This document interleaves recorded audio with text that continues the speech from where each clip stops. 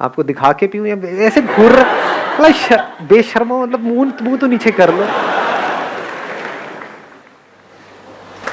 पानी है क्या? अरे दारू है, पानी से इतनी एनर्जी कहाँ आएगी? मेरा सर क्वेश्चन बहुत सिंपल सा है, वो सबकी प्रॉब्लम का एक ही क्वेश्चन है। सर खड़े हैं यहाँ पे, हम सब इनसे ही सुनने आए हैं, तो ये सारी प्रॉब्लम ये फेस करके बहुत आगे आ चुके हैं। तो एक कॉमन सा क्वेश्चन है जो मैं एग्री करता हूँ कि सब उस पर एग्री करेंगे कि आप इतनी एनर्जी लाते कहाँ से हैं? What is the source of your energy?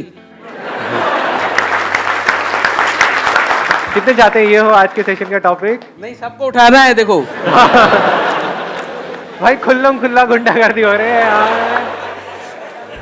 हमारे अंदर से ही एनर्जी निकलती चली जाए और उसके रुकने का कोई तरीका ना हो।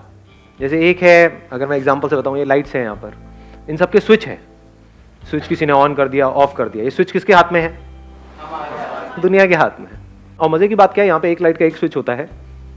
अगर आप उस लाइट की तरह हो तो आपके 100 स्विच हैं या 1000 स्विच हैं, जितने रिलेटिव्स हैं सबके हाथ में स्विच है। किसी ने भी एक स्विच दबाया, ऑफ हो गए। फिर ऑन होने के लिए क्या करते हो? मेरी वीडियोस देखते हो। सर कुछ ऐसा कर दो कि मजा आ जाए, अंदर तक सुरसुरी छूटे हमारे अंदर, तन बदन में। हाँ,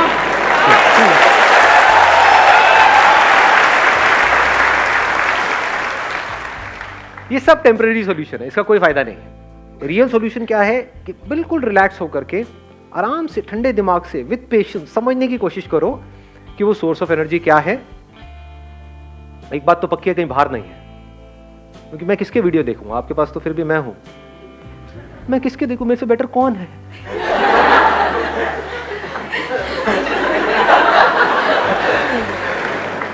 मेरा जो सोर्स है वो बाहर नहीं है, ये बात तो पक्की है। तो सोर्स अंदर ही है। और अगर वो सोर्स हमको समझ आ जाए तो फिर क्या फर्क होगा? एक तो है कि हम एक ऐसी लाइट बने जिसके अनलिमिटेड स्विचेस हैं और वो दुनिया के हाथ में है। ऑफ हो गए, फिर वापस से थोड़ी देर में ऑन हो गए, फिर ऑफ हो गए, फिर ऑन हो गए। एक तो ये तरीका है जीने का। एक है जस्ट लाइक सन, उसका कोई स्विच है क्या? उसको ऑफ करने का कोई तरीका है? कोई तरीका नहीं है। अब आपको एक बहुत मजेदार बात बताऊंगा जो I am not too sure आप कितना उसको डीपली समझ पाओगे, बट हो सके तो समझने की कोशिश करना। आपको सूरज बनना नहीं है, आप सब सूरज ही हो।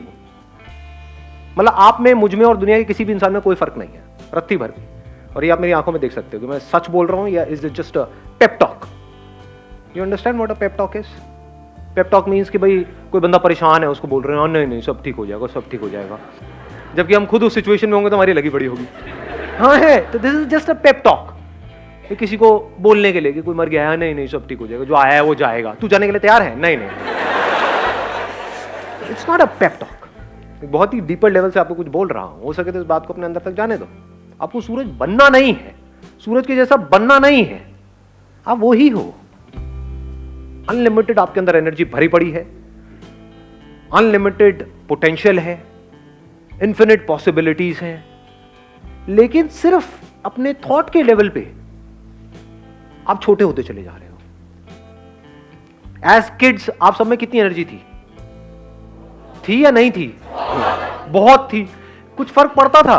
कभी किसी से लड़ाई हो गई, झगड़ा हो गया, ये हो गया, वो हो गया, मतलब चलते ही चले जाते थे। घर वाले इतना कहते थे मत तोड़ना मत तोड़ना, नहीं तोड़ ही देते थे। नहीं सुनते थे किसी की? ना जी, मतलब कमाल की एनर्जी थी। तो अब वो क्या है ऐसा जो हमारी एनर्जी को खींच लेता है? मजे की बात क्या है, वो हम सबको पता है। जो दुखी है, डिप्रेस्ड है, एंशियस है, परेशान है, उसमें एनर्जी की कमी है। एनर्जी है भी तो नेगेटिव एनर्जी है। लड़ने मरने को तो तैयार है, बट उसको बोला जाए कोई कंस्ट्रक्टिव कहाँ है? नहीं नहीं नहीं। तो ये पॉजिटिव कंस्ट्रक्टिव एनर्जी हमारे अंदर से कहां से आती है? क्रिएटिव एनर्जी हमारे अंदर कहां से आती है? जब माइंड पूरी तरह से रिलैक्स्ड होता है, माइंड पूरी तरह से एक जगह पर लगा हुआ होता है, उसमें हजार चीजें नहीं घूम रही होती है। नहीं तो हमारी ब्रेन की ऐसी हालत हो जाती है जैसे कोई कंप्यूटर हैंग हुआ पड़ा है। मोबाइल में आपने ऐप्स बहुत सारी डाउनलोड कर ली है, तो भैया अब टाइम आ गया फैक्ट्री सेटिंग्स को समझने का। समझे? बच्चे फैक्ट्री सेटिंग्स पे हैं, इसीलिए उनमें पूरी एनर्जी है। और इसका सोल्यूशन क्या है? अब आपको वापस से बच्चे के जैसा बनना है इस दुनिया के बावजूद। ये दुनिया जो बड़ों की दुनिया है, बड़े मतलब महामूर्ख जो अपने आप को बड़ा समझते हैं।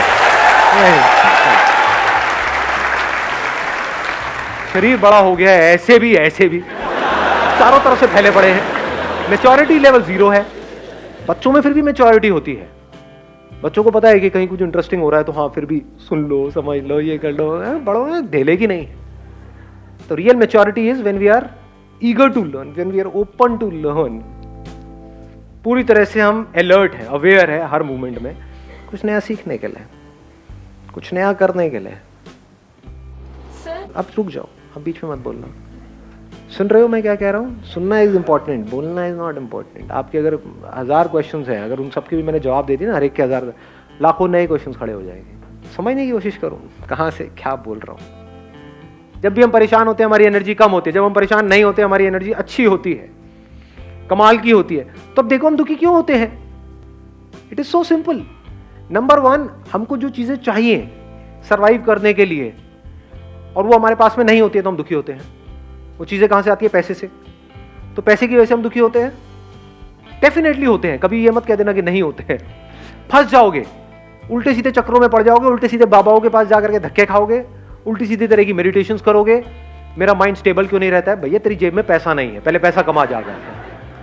It is so obvious. समझ गए? तो सबसे पहला स्टेप क्या है? आपके पास एटलीस्ट इतना पैसा होना चाहिए कि आपको अपने सर्वाइवल की टेंशन ना हो। इसमें कौन आपको बताएगा? मैं बताऊंगा? कोई और बताएगा? वो आपको खुद ही फिगर आउट करना है कि आपकी जो पर्सनालिटी है उसके हिसाब से क्या आप कर सकते हो जहां से एटलीस्ट आप फाइनेंशियली इंडिपेंडेंट हो जाओ। This is 1। दूसरा, हम दुखी कब होते हैं? जब हम जितना कमा रहे होते हैं उससे ज्यादा हमारे खर्चे होते हैं नहीं होते हैं? ये सुनने में बड़ा सिंपल सा लग रहा है, बट ये क्रेडिट कार्ड्स और ये वो ले लेते हैं, धीरे धीरे थोड़ा थोड़ा करके दे देंगे। थोड़ा थोड़ा क्या होता है? तो शुरू में एटलीस्ट आप इतना कर सकते हो कि शुरू में गाड़ी लेनी है, ये लेना है, वो लेना है, डाउन पेमेंट पे लेना है, चक्कर ही खत्म। नहीं है डाउन पेमेंट के पैसे, मत लो। ये अगर इतनी बेसिक सी भी बात आपको समझ आ रही है तो प्रेशर रिलीज हो गया आपके ऊपर से, बहुत मेजर प्रेशर रिलीज हो गया। हाँ, दुनिया को दिखाने के लिए, अपने अंदर ही अंदर कुछ भी कहानियां बनाने के लिए ना, समझे? अपने अंदर ही अंदर हम कुछ भी कहानियां बना लेते हैं कि नहीं नहीं ये तो मुझे चाहिए ही, इसके बिना तो मेरी लाइफ चल ही नहीं सकती, बाइक से मुझे गाड़ी लेनी ही पड़ेगी। और ले ली, उसके बाद में आपके बॉस ने आपकी ले ली। समझे? होता है नहीं होता है? आपको इतनी अकल होनी चाहिए कि मेरे पास में जितना पैसा है मेरे खर्चे उससे हमेशा ही कम रहे, अगर आपको बिना टेंशन के जीना है तो। ये आ गया दूसरा। तीसरा, हम दुखी क्यों होते हैं? कभी सोचा है क्यों होते हैं हम दुखी? कंपैरिजंस करते हैं। जब भी अपने आप को किसी से भी कंपेयर करते हैं तो हमारे ऊपर प्रेशर क्रिएट होता है। इस दुख को आप प्रेशर बोल सकते हो। और जिसके ऊपर जितना ज्यादा प्रेशर है, अभी जैसे आपको बोला जाए भागने के लिए और आपके पीछे मैंने 50 किलो का एक बैग टांग दिया, कहूंगा भागो, और एक है कोई बैग ही नहीं है, कोई बैगेज नहीं है, किस केस में ज्यादा तेज भागोगे? ऑब्वियस है ना, ये बात है, बोलने की जरूरत है। तो अपने अंदर झांक करके देखो कितना प्रेशर है।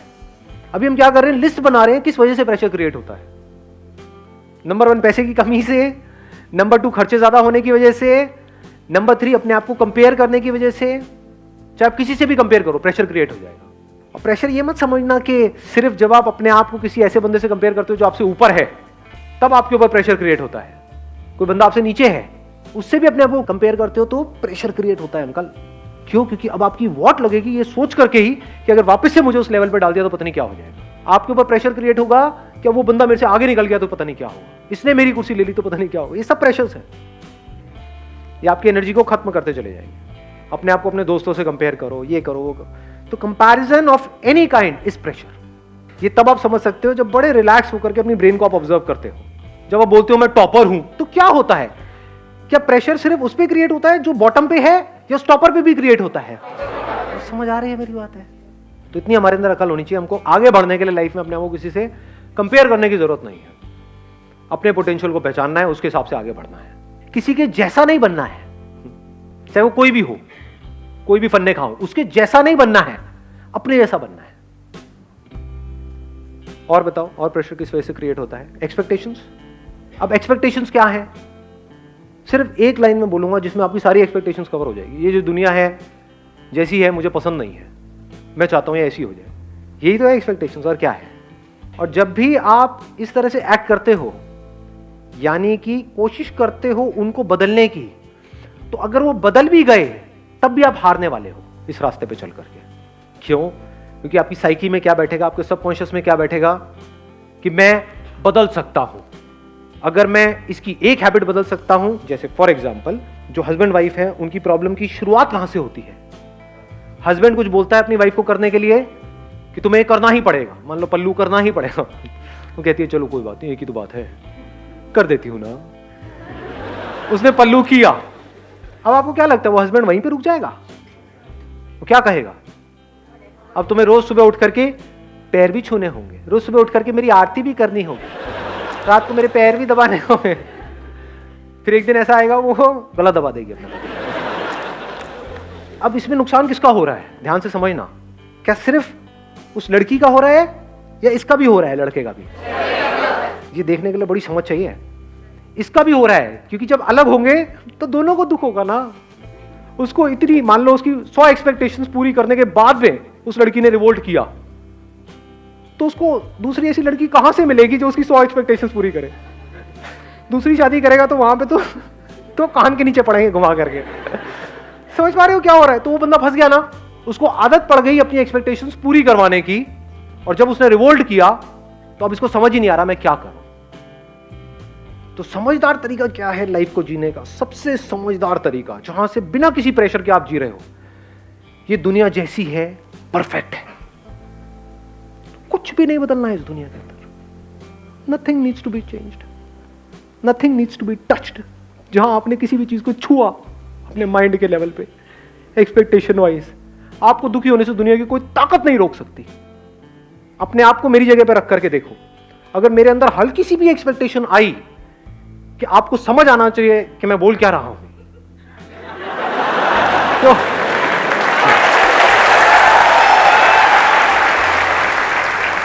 तो मुझे पागल होने से कोई नहीं रोक सकता। मुझे पता ढेले का समझ नहीं आना आप में से किसी को, कुछ सब ऊपर से जाने वाला है। जाने दो, पतंगों को जल जाने दो, पतंगे इसीलिए पैदा हुए हैं। ये इस दुनिया की कहानी है।